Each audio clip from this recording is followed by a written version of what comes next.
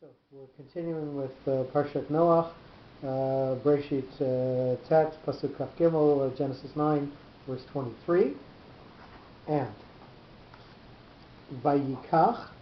This is a Tlishak Tana. Tlishak Tana, we'll remember, comes at the end of the word always. It is a connecting note. It's a note that flows into the next note, and it draws you into what is going to go forward from here. So, Vayikach, and he took. One of the sons was deeply affected by the shocking event, and he took decisive measures in response, as indicated by the shape and placement of the reading mark.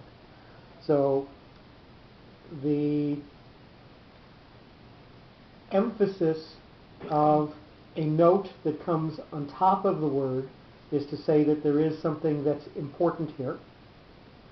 And the flow of this note says that it's going to lead you into the events that are going to come afterwards. So this note is always placed at the end, and if there is an accent on a previous syllable, then you'll see two of these notes, one on the accented syllable and another one always on the last letter of the note. The last letter of the word. So again, this is going to flow us forward that the events are leading to action, and we have a comment here in B. If the idea had simultaneously inspired both remaining brothers, it would have said Vayikchu. So that's why he's saying that it is just one of the sons that's being inspired. So Vayikach tells us that it is a singular son who is doing this, and it would have been marked by Tlisha Gdola, Gershayim, or Zakef Gadol. So if we would have had to focus on the grouping of people, then we would have had to sort of pause our attention there. Tlisha Gdola sits at the beginning of a word, and it is a note that tells you to pause afterwards. So it says you have to look at that. So if you've got a group, that is something that will attract your attention. If you have a single person, his actions are what attract the attention, not him per se. So we would have had to have a note that emphasized that group and let it stand alone. So a Zakef Gadol, which would have said that there are multiple things involved, or a Tlisha Gdola, this is a group that's important and we need to focus ourselves on them, or Gershayim, again, more than one, and it focuses on them. So, because we are dealing in the singular, that's why we get the note that comes at the end, the word that is singular, and the flow to look forward into the actions, not to focus so much on the individual. Shem, with a kadma, so this looks like a pashta, but when it's grouped together with the note afterwards, gets a different name and a different cantillation. So this is going to emphasize the word and flow us forward into the word that goes afterwards. Shem, number 2. Shem took the initiative. Latin prima movens, the one who acts first, being motivated by respect for his father, as shown by the directional shape of the reading mark. So when we say Vayikach, singular, and then we're going to say two names, then we have to say who the singular one who acted actually was, and therefore Shem's name comes first. And again, we have a comment here. This is one of the reasons why the Torah mentions Shem first whenever all of Noach's sons are listed together. So when we list Shem, Ham, V'Yafet, we always list Shem first, even though he was not the firstborn, because he is the one who tends to, number one, show respect for his father, and number two, take the initiative. So he is the focus because of his deeds, not because of his place in the family. Vayafet and Yafet. So this is the completing note to the kadma. This finishes off the phrase, draws us backwards, looks at what came before, and then finishes off with a pause. But again, emphasizes the word that we're talking about. The third mentioned son was influenced by the resolute stand of Shem and Yefet joined him subsequently in cooperation and a combined effort as stressed by the corresponding closing shape of the directional reading mark. So he was influenced, but he wasn't the one who acted of his own volition. He acted because Shem acted. So that's how we get them tied together with the Kadma v'Azla, but with a singular verb, Vayikach. Et hasimla, with the robe.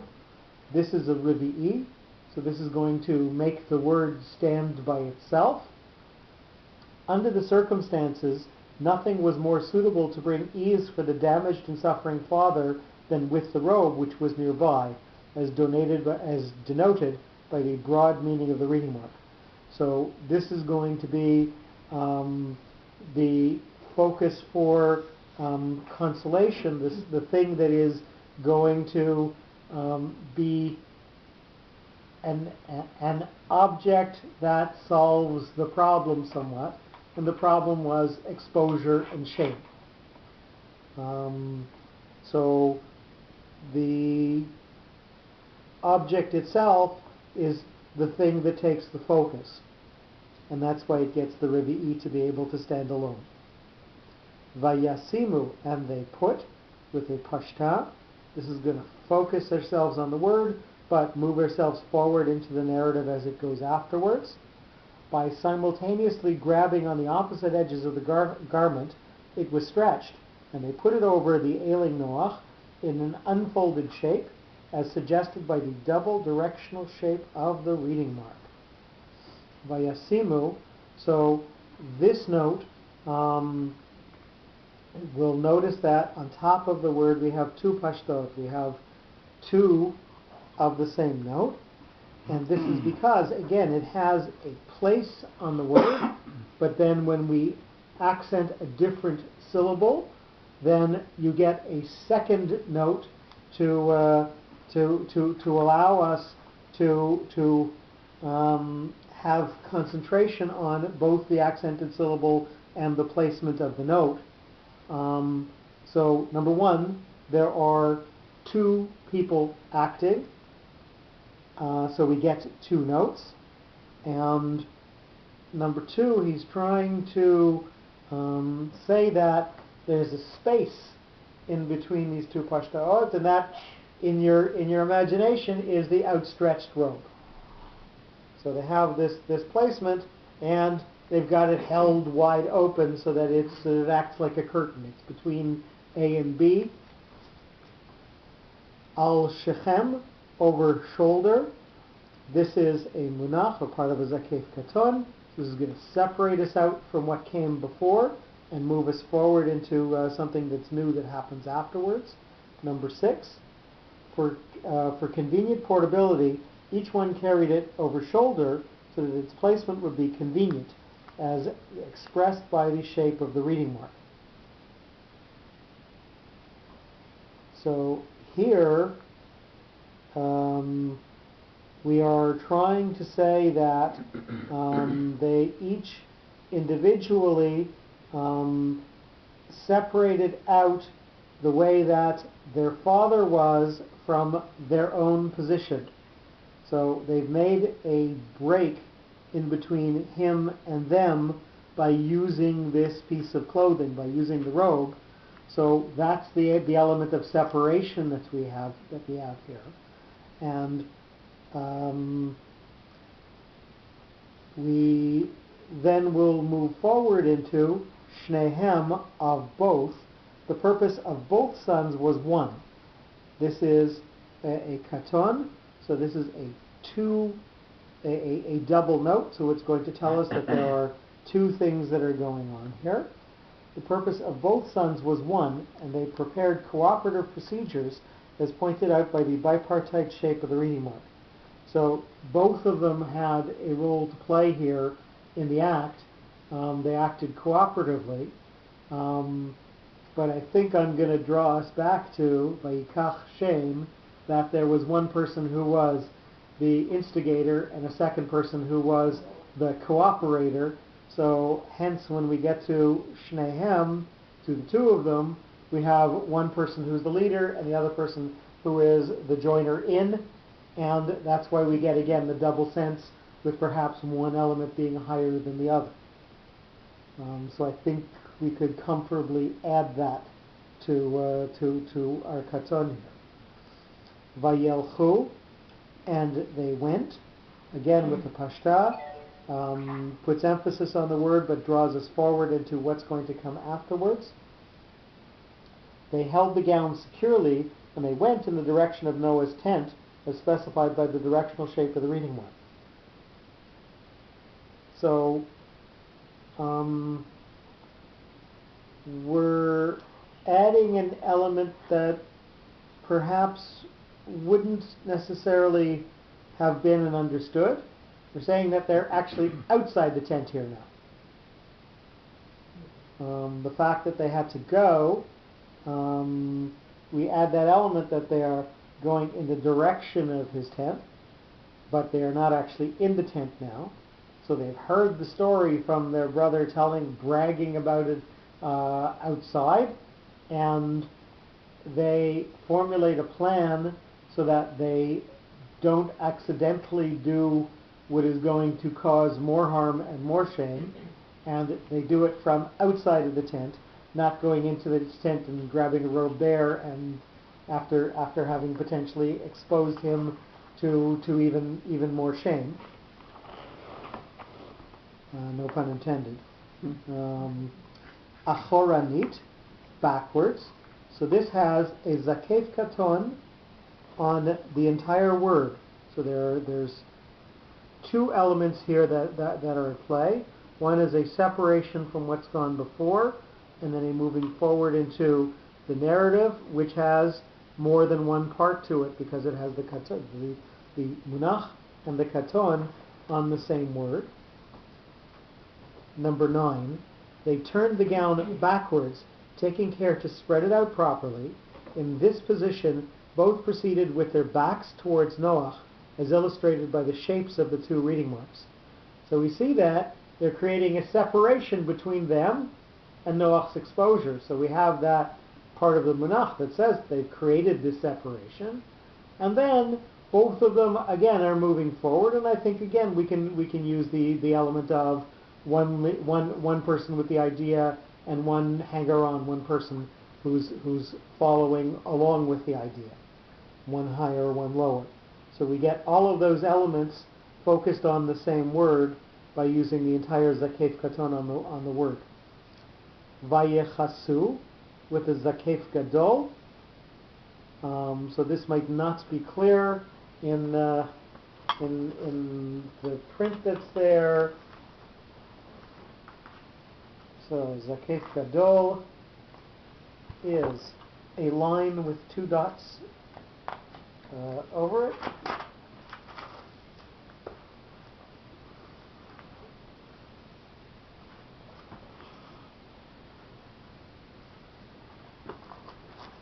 So looks like that, a separation and multiple ideas going on at the same time. Because it's a note that goes on top of the word, it gives us a focus on that, on the word or its concept that it's relating. Number 10, and they covered. They adjusted the gown over Noach's body, and they covered him to render him comfort, as conveyed by the shape of the reading mark. So it separates him from them, and not only is it giving him physical cover, it's giving him emotional comfort as well. So we have a separation followed by both a physical and a spiritual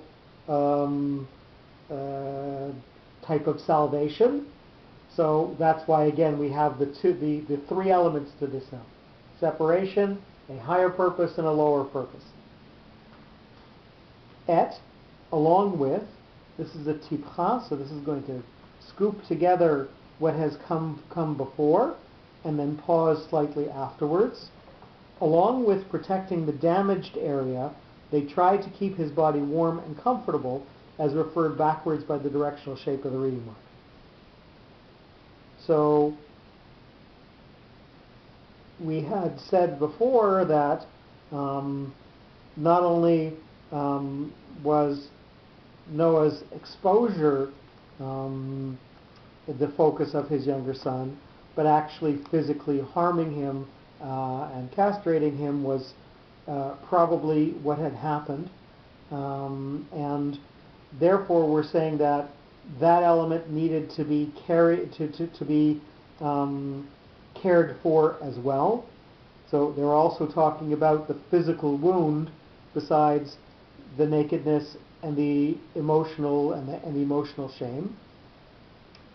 Ervat, number 12, genitals av. This is a munach. So this is going to separate itself out from what's come before and move us into the narrative that's going to go afterwards. Primarily, however, both sons were interested in shielding the recently inflicted wound of the genitals of Noach, as demonstrated by the shape of the reading mark. So this is talking about the wound as separate from the shame and the physical uncovering. So it gives us the focus on that rather than what we had been talking before with Vayechasu. Avihem, their father. So they had castrated him. So that's sort of what was implied by the last sentence that we had just read before, and it is widely discussed in Midrash that was Cham's purpose. Cham's purpose was to say that these are the children of Noach, and there's not going to be anybody else who inherits the world other than the three of us. So there aren't going to be any new children to compete with after this point. So Avihem, their father, with the stabilizing etnachta. This is going to give us a point of stability, and it's going to perhaps give us a higher element here. At the same time, they tried to preserve the dignity and self-respect of their father, who had not only given them life, but saved their lives as well, as depicted by the stabilizing shape of the reading mark. So the fact that he was their father was displayed both by his biological role and by his physical actions, and he had given them stability in life to this point. So treating him again like their father, not like an object or like an animal, allowed them to stabilize the world from this point by treating him as father. Ufnehem, and their faces, with a pashta. This is going to focus ourselves on this world, make it on this word, make it something important, but move us forward into what's going to go on. They were occupied trying to cover their father, and their faces were turned from direct sight of the troubled father, expressing reverence and tribute to Noach, as signified by the directional shape of the reading mark. So again, the pashta faces us forward, outward, not backward. So they are not looking backwards at what Noach is, they're looking forward into what goes from here on, i.e. their father with his honor restored, and the family as it is maintaining its honor as well.